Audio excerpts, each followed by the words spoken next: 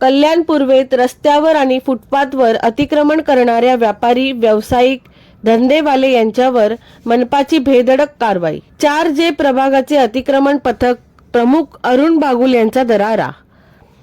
रस्ता व फुटपाथ झाला मोकळा, फेरीवाल्यांचा शुकशुकाट. नागरिकांनी फुटपाथवर चालून मोकळा श्वास घेतला. कल्याण पूर्व स्टेशन परिसरात फेरीवाल्यांमुळे नागरिकांना फुटपाथवरून चालण्यास नाहक त्रास सहन करावा लागत होता. तसेच वाहतूक कोंडीमुळेही नागरिकांना मोकळा श्वास घेता येत नव्हते.